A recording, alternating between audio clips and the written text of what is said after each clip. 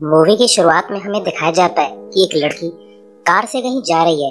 वो देखती है कि एक कार लगातार उसका पीछा कर रही है, तो वो लड़की डर जाती है और वो एक गैस स्टेशन पर कार रोककर हेल्प मांगने की कोशिश करती है, मगर बेचारी को कोई भी हेल्प नहीं मिलती। फिर जो कार लड़की को फॉलो कर रही थी, उसमें से एक मिस्टीरियस आदमी बाहर निकल कर आता है, तो वो लड़की डर के खुले में भागने लगती है और वो आदमी टॉर्च लेकर उस लड़की को फॉलो करता है। मगर तभी लड़की को रोड पर एक ट्रक आता हुआ दिखता है, तो वो दौड़कर ट्रक के सामने खड़ी हो जाती है, जिससे वो पीछा कर रहे आदमी से बच जाती है।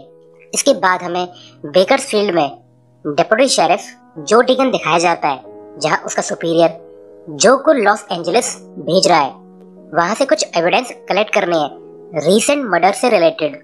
फिर जब जो अपने घर से निकल रहा होता है, तो उसे एक डॉगी दिखाई देता है जो कि जो को घूर कर देख रहा होता है।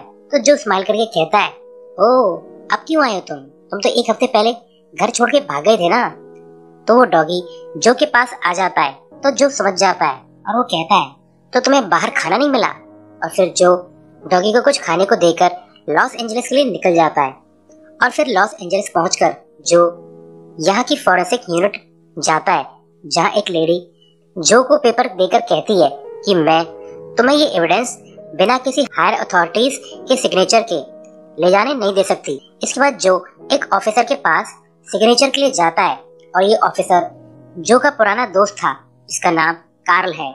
कार्ल कहता है कि buddy, you are not leaving until tomorrow, क्योंकि तुम काफी टाइम बाद लॉस एंजलिस आए हो, अपने पुराने दोस्तों से मिल लो।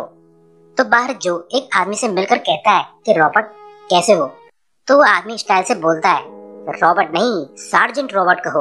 और फिर ये स्माइल करते हैं। बाहर जाते वक्त जो एक और पुराना दोस्त मिलता है, जो कहता है कि जो तुम अभी तक जिंदा हो। जो भी हंसकर कह देता है कि मैं इतनी आसानी से नहीं मरने वाला। इसके बाद जब जो कॉफी पी रहा होता है, तब लॉस एंजलिस पुलिस डिपार्टमेंट का डिटेक्टिव जिमी बैक्स्टर जो से मिलकर कहता है, ओ तो तुम हो जो डेकन, तुम्हारा लेजेंड लॉस एंजलिस डिपार्टमेंट में बहुत फेमस है। क्या तुम मेरे साथ एक इंसिडेंट वाली जगह चलोगे? तो मुझे कुछ टिप्स भी दे देना। इसके बाद हमें एक जगह काफी सारी पुलिस कार दिखाई जाती हैं, और वहाँ पर जिमी की टीम और जो भी आ जाते हैं। फिर ये लोग उस अपार्टमेंट जाते हैं जहाँ एक मर्डर हुआ है।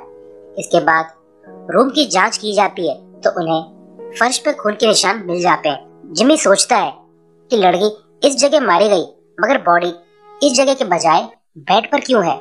ऐसा कौन करेगा कि मर्डर करने के बाद बॉडी जमीन से उठाकर बेड पर डाल देगा। वहीं जो को ये केस कुछ सिमिलर लगने लगता है, तो वो सामने वाली बिल्डिंग पर जाकर चेक करता है। और जब जो सामने वाली बिल्डिंग से चेयर पर बैठकर देखता है, तो इस रूम से मरी हुई लड़की का रूम साफ साफ नजर आ रहा था। यानी कोई यहाँ से लड़की पर नजर बनाए हुए था। और जो को याद आ जाता है कि वो ऐसे मर्डर केस पर पहले भी काम कर चुका है, मगर उसका केस कभी भी सॉल्व नहीं हुआ था। इसके बाद हमें मॉर्निंग में एक लड़की जॉगिंग करती हुई दिखाई जाती है, जिसे एक कार फॉलो कर रही थी।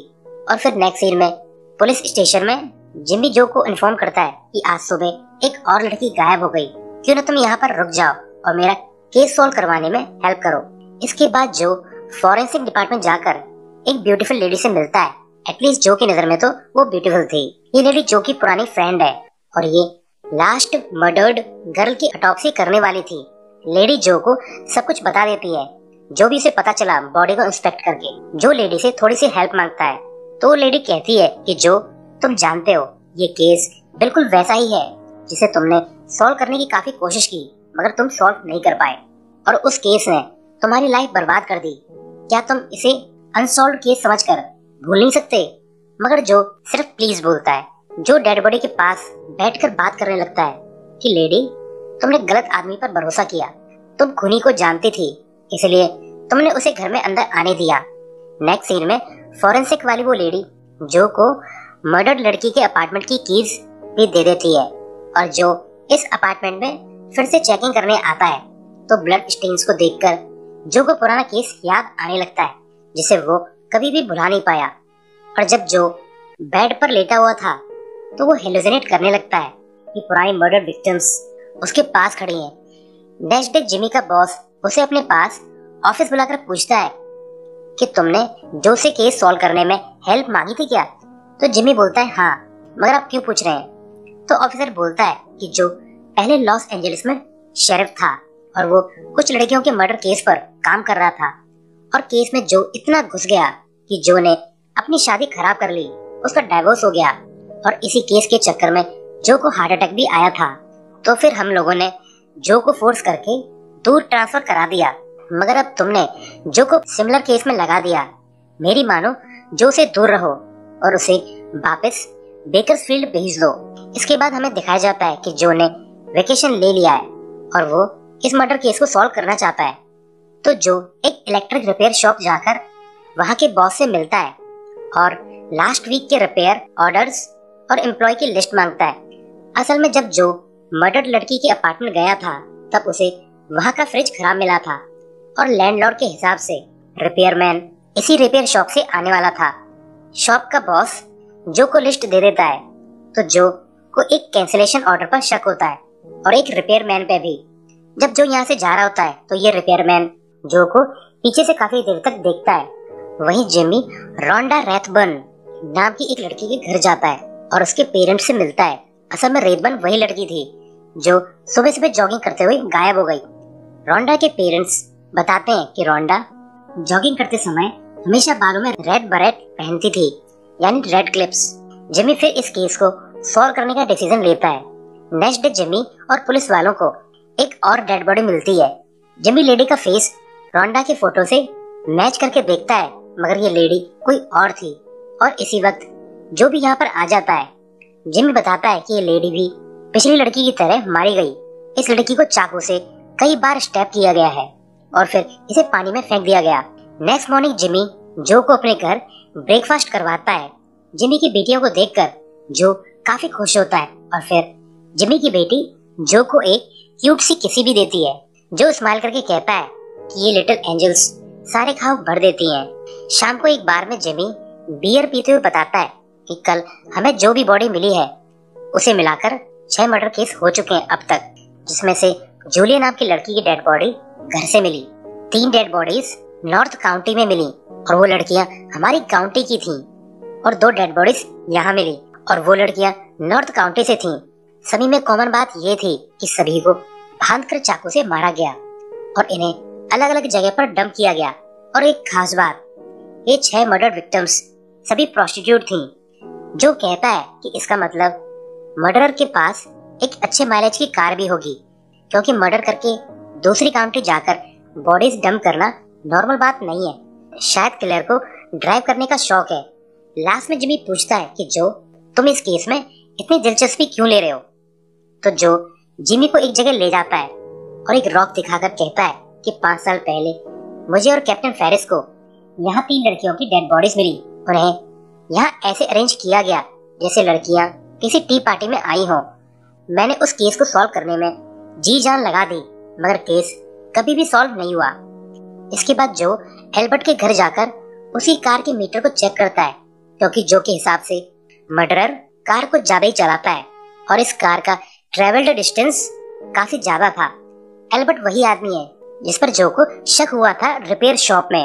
इसके बाद एल्बर्ट एक डिब्बे में अपने कचरे की पन्नी डाल देता है और जो चुपके से इस पन्नी को अपने अपार्टमेंट ले आता है और चेक करता है, जिसमें उसे पिज्जा बॉक्स में बचा हुआ पिज्जा मिलता है। इसके बाद जो फोरेंसिक वाली लेडी से बाइट मार्क्स को चेक करवाता है और कोइंसिडेंटली पिज्जा पर बाइट मार्क्स लास्ट मर्डर्ड लड़की के माउथ से मैच करता है, यानी मर्डर्ड लड़की ने शायद इस पिज्जा को खाया होगा। तो अब जो दूर से एल्बर्ट पर नजर रखना चालू कर देता है और फिर पूरे दिन एल्बर्ट को फॉलो करता है, जिसमें शुरुआत में एल्बर्ट एक क्लब जाता है और फिर एक जगह जाकर कुछ हैवी फूड लेकर एक हुकर के साथ निकल जाता है। तभी जो को याद आता है कि सभी मर्डर्ड लड़कियां प्रोस्टिट्यूट थीं, यानी शायद एल्बर्ट खाना खरीदने के बाद हुकर को ले जाता है और फिर उन्हें मार देता है। असल में जो अपने आप को कन्विंस करना चाहता है कि एल्बर्ट ही मर्डरर है और ऐसे ही एल्बर्ट को फॉलो करते करते जो देखता है कि एल्बर्ट हाईवे पर अपनी गाड़ी रोक के खड़ा है काफी देर से। फिर जो जिमी से पता लगवाता है कि इस जगह पर ऐसा क्या खास हुआ था, तो जिमी बताता है कि सेकंड लड़की जो मारी गई थी उसकी डेड बॉडी वही मिली जहां तुम फिलहाल मौजूद हो। तो पुलिस वाले एल्बर्ट के घर जाकर उसे उठा लेते हैं और एक रूम में एल्बर्ट से पूछताछ होती है। जिमी एल्बर्ट को सभी मर्डर लड़कियों के फोटोज दिखाता है तो एल्बर्ट इन फोटोज को देखकर काफी खुश होता है, जैसे कोई आर्टिस्ट अपनी फेमस आर्ट को देखकर प्राउड फील कर रहा हो। एल्बर्ट फोटो देखकर मर्डरर के काम की तारीफ करता है, जिससे जो को गुस्सा आ जाता है और वो एल्बर्ट को पीटने लगता है, मगर बाकी लोग जो को रोक लेते हैं और वैसे भी इनके पास एल्बर्ट के खिलाफ कोई एविडेंस नहीं था तो इन्हें एल्बर्ट को छोड़ना पड़ता है। फिर पुलिस स्टेशन में टीना नाम की लड़की को बुलाया जाता है। असल में टीना वही लड़की है जो मूवी की शुरुआत में मर्डरर से बच के भाग गई थी। टीना को काफी सारे मर्डरर सस्पेक्ट की फोटो दिखाई जाती है कि इनमें से तुम्हारा पीछा कौन कर रहा था, और इन्हीं फोटो में टीना की नजर एल्बर्ट पर आकर रुकती है और वो एल्बर्ट को पर्सनली देखने की डिमांड करती है, क्योंकि उसे लगता है कि शायद यही वो आदमी है जो उसका पीछा कर रहा था। मगर पुलिस वाले शायद वाली सिचुएशन पर कोई एक्शन नहीं ले सकते थे। असल में एल्बर्ट की क्रीपी पर्सनैलिटी की वजह से सभी को उस पर डाउट है।